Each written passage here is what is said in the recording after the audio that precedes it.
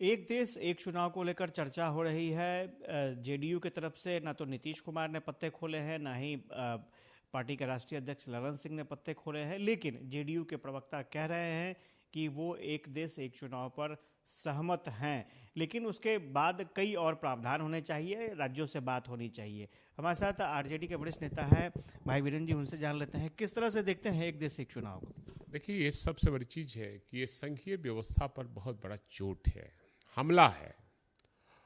और जब उनको चुनाव ही पहले से कराना चाहिए, इसकी तैयारी पहले से करनी चाहिए।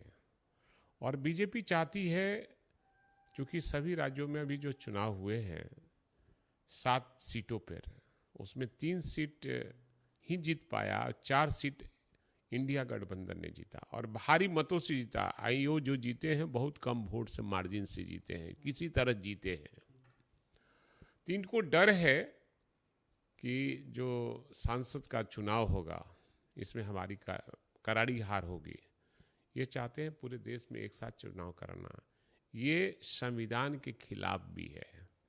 और आपके चाहने से चुनाव कैसे हो जाएगा? जिन राज्यों में पिछले साल चुनाव हुआ, जिन राज्यों का चुनाव 2 साल 3 साल जिसका बाकी है, उसका एक साथ कैसे करा दीजिएगा आप? जिन राज्यों में 6 महीना रह गया हो चुनाव कराने का, वहाँ आप करा सकते हैं। लेकिन जहाँ 2 साल हो गया, जहाँ 3 साल चुनाव का बाकी है, वहाँ एक साथ कैसे चुनाव गए? इसका मैं विरोध करता हूँ, कड़ा विरोध करता हूँ। और संघीय ढांचा पर ही इसका करारा चोट है केंद्र सरकार का।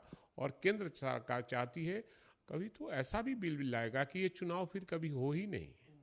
इसलिए हर दल के लोगों को इसका विरोध करना चाहिए और समय पर जो चुनाव होता है वो होता रहे। जेडीयू ने कभी रणनीति स्पष्ट नहीं की, प्रवक्ता लोग उनके बोल रहे हैं। मैं ये किसी पार्टी पर नहीं बोल रहा हूँ, क्योंकि इंडिया गठबंधन में जदयू है और इंडिया गठबंधन का साफ तौर से है कि संघीय ढांचा पर ये चोट है, हमला है। इसलिए एक साथ कैसे चुनाव आप करा सकते हैं? जिन राज्यों में 2 साल 3 साल बाकी है, उस राज्य का भी कैसे कराइएगा? जिस राज्यों का 6 महीना 2 महीना 4 महीना हो, उसको साथ करा सकते हैं आप। जिन राज्यों का 2 साल हुआ, 3 साल रह गया, उसको कैसे चुनाव कराइएगा? इसलिए निश्चित रूप से ये संघीय ढांचा, जो राज्यों का संघीय ढांचा उस पर हमला है।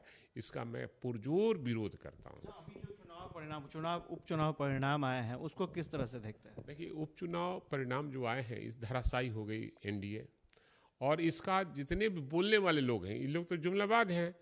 ये तो एगो बंगाली दादा थे ना, कोई गया, मैंने बंगाली दादा पर नहीं बोलूँगा, मैंने ऐसे बोल रहा हूँ। कहावत है कि किसी को ट्रेन में बैठा, कहा कि नहीं यहाँ सीट नहीं है, तो उसको 2 थप्पड़ दे दिया। कहा कि हमको मारा, हमारे बेटा का मार कर देख लो, तो बेटों को मारो। बेटी को मार को देख लो, उसको भी मारा। पत्नी को मार के देख लो, तो कहा कि पत्नी को भी मार दिया। तो जब अपने घर उतरा तो कहा कि बाबा, तुमने अपने भी मार खाया, हम लोग को भी मार खिलाया। इसलिए मार खिलाया कि तुम लोग हंसोगे नहीं कि बाबा मार खा गया। तो ये लोग यही है कि माने हारेंगे तो हुरेंगे, जीतेंगे तो थूरेंगे। तो ये तो हार गए। एनडीए तो साफ तौर पर चिताने गिर गया और जनता का मूड भी पहचान लिया कि जनता क्या चाहती है। घोसी जैसे विधानसभा में जहाँ सपा का एमएलए था और वहाँ उसको रिजाइन कराकर फिर वहाँ से उपचुनाव कराना, और वहाँ से 50,000 से अधिक वोटों से सपा वहाँ जीता है।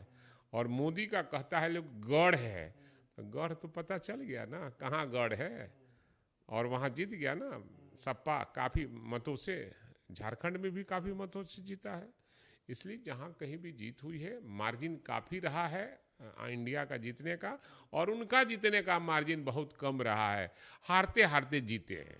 अच्छा, एक चीज़ और है कि राष्ट्रपति की तरफ से भोज का कार्यक्रम आयोजित किया गया है, मुख्यमंत्री भी उस कार्यक्रम में शामिल होने के लिए दिल्ली गए। ये तो सारे राज्यों के मुख्यमंत्रियों को आमंत्रण गया है और उसमें जो शामिल होंगे जाएंगे, जो नहीं शामिल होंगे नहीं जाएंगे। लेकिन आमंत्रण हमको लगता है कि देश के हर राज्य के मुख्यमंत्रियों को मिला है। ऐसी परिस्थिति में जाना ठीक लगता है वो? क्योंकि अपना विचार है, शामिल होना ना होना अपना अपना विचार है।